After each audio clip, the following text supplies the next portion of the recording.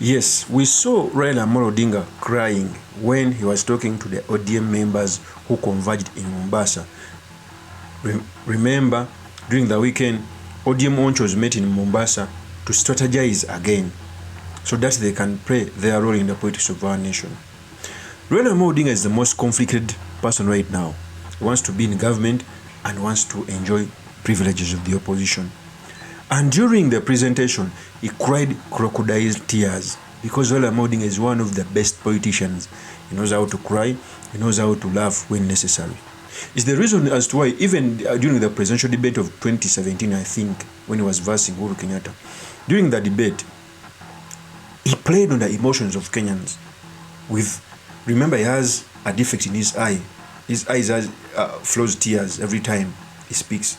And he attributes to that in the time he spent in prison. There's no doubt that Raila Odinga has fought for constitutionalism, human rights, democracy in Kenya. But he's undoing everything at a very high speed in the days where he's supposed to buttress this. During a presentation in Nairobi, Raila Odinga cried. And for me, I think it is a message which was supposed to be sent somewhere. So in this episode, I'm going to talk about why Raila cried in front of ODM members, what it means for our politics, and most importantly, the study matters we can learn from the politics of our nation. But before I do this, I want to let you know that if you're new to this channel, please subscribe. If geopolitics and economics is what you want, this will be definitely the right channel for you to subscribe to.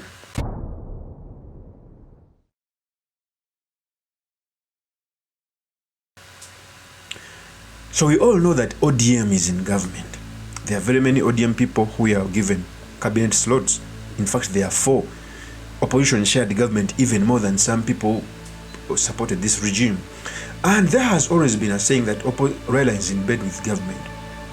And when they had a meeting in the ODM, he was trying to undo that propaganda to tell the people that, see, I've been in the opposition, I've suffered a lot, and I'm still in the opposition. To an extent of crying, because we all know that in our African culture, when you see, not even our African culture, across the world, if you see someone crying, it is really emotional. But politicians can cry at any time to play on the emotions of Kenyans. Raila Odinga cried when he reminisced about how many people have been killed in a due to fight for constitutionalism and human rights. He cried, and for me, I take it as a political cry. Before I proceed, let me first give you the tape as Raila Odinga was crying. Here is the tape. Mpeleka mahakama,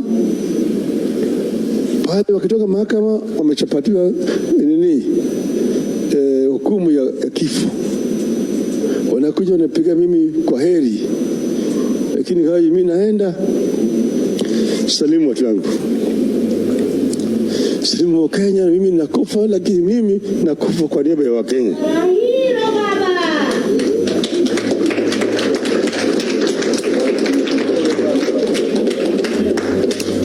Kwa hivyo,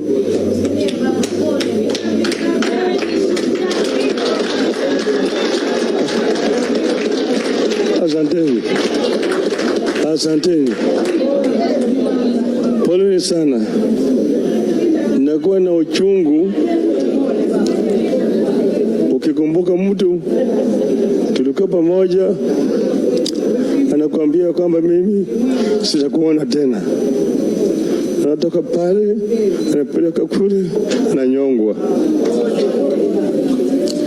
Kwa hivyo saa nyingine mkana sisi tunakuwa na hasira sababu kuna sababu. Wengine waandishi wa habari hawaelewi.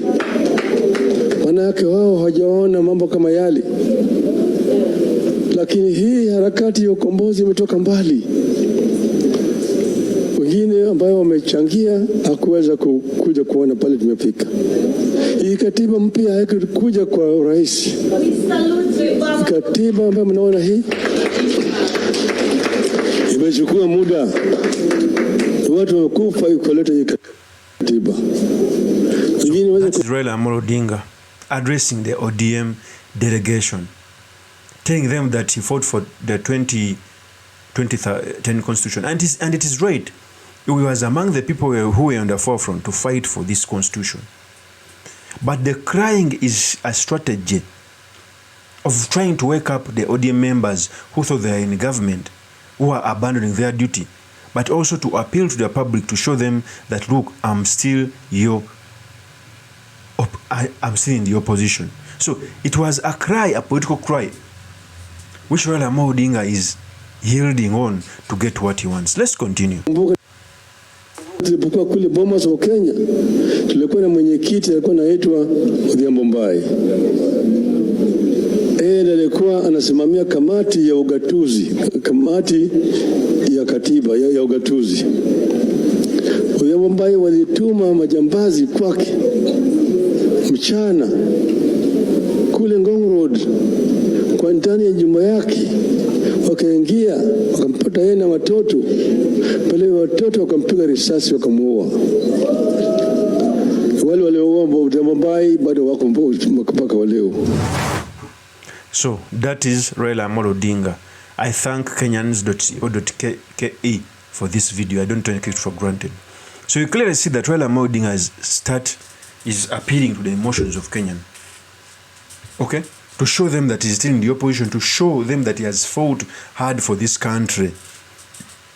Because ODM had gone off the rail.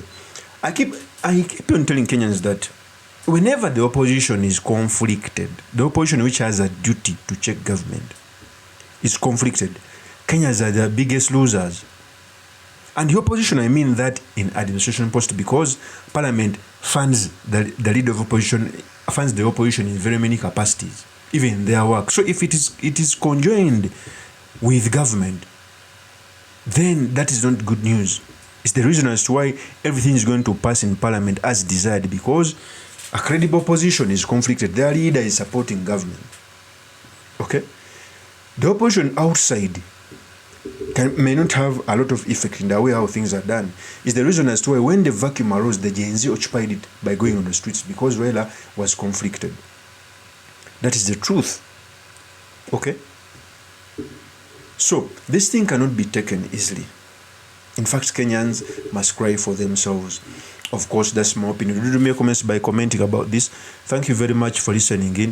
If this is your first time on this YouTube channel, I implore you to subscribe, like, and comment so that I can be motivated to do more of such videos. See you on another one. Peace.